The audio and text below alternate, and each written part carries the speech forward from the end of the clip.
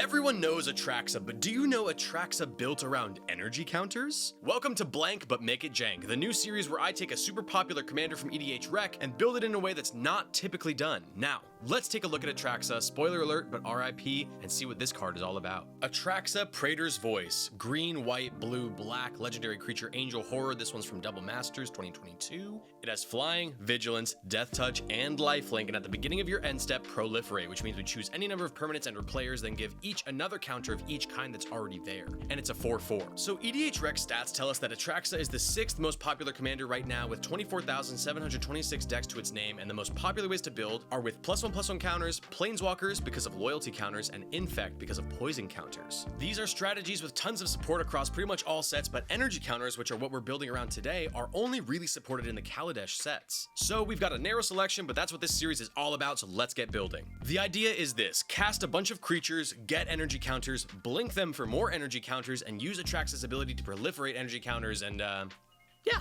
That's it. Now let's talk inclusions. I've chosen 10 cards to highlight today that I feel represent best what we're trying to do with our build here. But as always, the deck list is in the description. Now let's get cooking. This video is brought to you by the EDH Jank Center, your source for everything Commander and everything Jank. You thought I forgot, but I did not forget. I kind of forgot, so I'm plugging it now. But anyways, my name is Jordan. Let's get building. First up today is Aether Wind Basker, 4 green creature lizard from Aether Revolt. It has trample. Whenever it enters the battlefield or attacks, you get an energy counter for each creature you control. You can pay an energy counter at instant speed, and it gets +1/+1 until end of turn, and it's a 7/7. This is it. This is how we win. A finisher, if you will. This thing is already a 7/7 with trample, but with that activated ability, we can pump this thing up and make it really scary. We're generally going to be winning through combat in this deck, and this card is one of our best and arguably one of the best energy counter cards out there. There's a few ways to get this and our other heavy hitters, including our commander, in for damage in this deck, like Rogue's Passage and Allura Merry Thief, among others. Is it low power? Yes. But you signed up for this when you clicked on the video, and I'm sure you can agree there's nothing quite like winning a game because you attack someone with a jacked lizard. Next, let's move on to my boy, Audric Lunark Marshal, 3 and a white legendary creature, human soldier. This one's from Dominaria United Commander. At the beginning of each combat, creatures you control gain first strike until end of turn if a creature you control has first strike. The same is true for flying, death touch, double strike, haste, hexproof, indestructible, lifelink, menace, reach, skulk, trample, and vigilance, and it's a 3/3. So you'll notice this deck list has a good number of creatures in it. That's because the main way we produce energy counters is through blinking stuff. Most creatures in this deck will enter and snag us some energy, which we can then proliferate with ATRAXA. Thus, in most games, we'll probably have a substantial amount of creatures lying around at any given moment. With our commander out, Audric turns all of them into flying, death touch, vigilant lifelinkers, which will surely finish off our games quicker. You gotta love Audric, he's just an absolute unit. Alright, next up, let's talk about Fabrication Module, 3 colorless mana artifact from Kaladesh. Whenever you get 1 or more energy counters, put a +1/+1 counter on target creature you control. You can pay 4 and tap it to get an energy counter.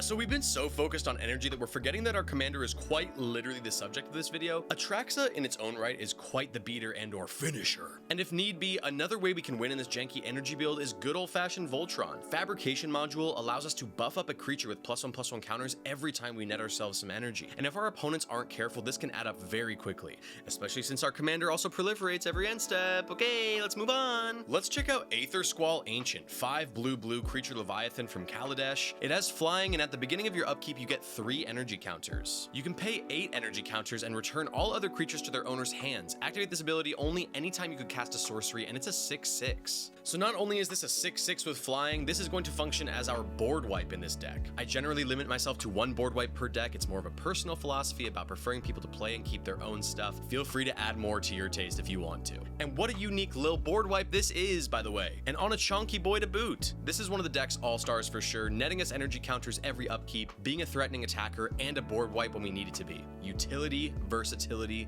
let's go, gigantic whale. Alright, let's take a look at Aether Works Marvel, 4 colorless mana legendary artifact from Kaladesh. Whenever a permanent you control is put into a graveyard, you get an energy counter. You can tap it and pay 6 energy, look at the top 6 cards of your library. You may cast a card from among them without paying its mana cost, put the rest on the bottom of your library in a random order. So as I was playtesting this deck, this card very much outperformed what I thought it was going to do. This deck can generate a lot of energy, and in so doing, we are never lacking when it comes to activating this card's ability and snagging a free spell.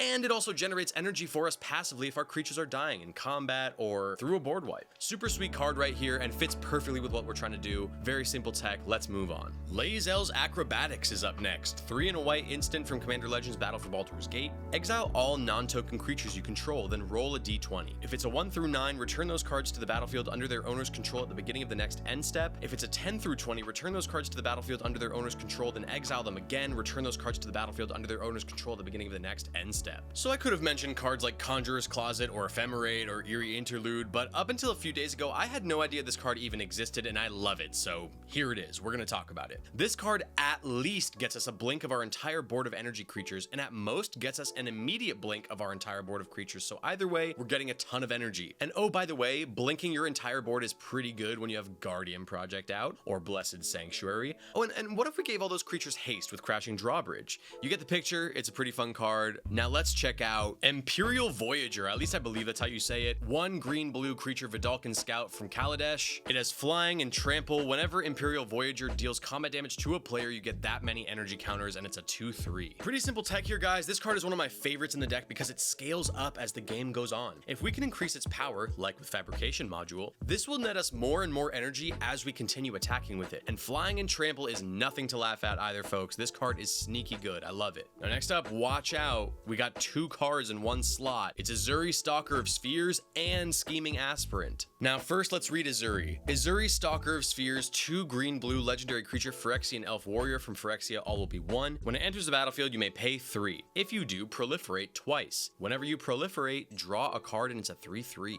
And next, we'll go over Scheming Aspirant. 1 and a black creature Phyrexian Advisor from Phyrexia, all will be 1. Whenever you proliferate, each opponent loses 2 life and you gain 2 life, and it's a 1/3. So I chose both of these cards to highlight because I love, as most deck builders do, synergies, baby. Anyways, pretty simple tech here, guys. Our Commandy proliferates, and these cards do stuff when we proliferate. Pretty good stuff, especially when it's card draw or gaining and draining. All right, next up, let's check out Giant's Amulet. 1 blue mana artifact equipment from Kaldheim. When it enters the battlefield, you may pay 3 and a blue. If you do, create a 4/4 blue giant. Wow, we don't care about that. Equipped creature gets +0/+1 and has this creature has hexproof as long as it's untapped. It can't be the target of spells or abilities your opponents control, and the equip cost is 2. So this deck in total ended up being under $70, and this is one of the reasons why. We forewent the Greaves, no commanders played or anything like that. Because ATRAXA is vigilant, it will never tap, and thus will always have hexproof when enchanted with the amulet. I feel like I mention this card every 3rd video, but I don't care because it's a great budget protection card and everyone should hop on the bandwagon. Speaking of a bandwagon that you should hop on the EDH Jank Center Discord bandwagon. It's a public Discord of a bunch of people that love budget, janky, and underutilized cards. We talk about sets, spoilers, budget brews, and anything and everything under the MTG sun. We also host monthly giveaways of fun MTG product every single month. Patrons of the channel get an additional entry in giveaways, but you do not need to be a patron to get in on the action. So if any of this sounds appealing to you, the link is in the description and I'll see you in there. All right, let's talk about our last card of the day. It is Gavel of the Righteous. 2 colorless mana artifact equipment from New Capenna Commander. At the beginning of combat on your turn, put a charge counter on Gavel of the Righteous. Equipped creature gets +1/+1 for each counter on Gavel of the Righteous. As long as Gavel of the Righteous has 4 or more counters on it, equipped creature has double strike. It has equip, pay 3, or remove a counter from Gavel of the Righteous. Yo, so remember how our commander proliferates every turn? It applies to this too, meaning this thing, when equipped to ATRAXA, can spell lethal commander damage very quickly for our opponents. But it doesn't just have to be attached to ATRAXA to be threatening. We can give our Lizard the Hammer, or the Aether Squall Ancient, or this whale, or this turtle, or this long tusk cub, or this gang of rats. And just like that, guys, we're at the end of yet another video. Thank you so much for watching. If you dug this content, make sure you hit that like button,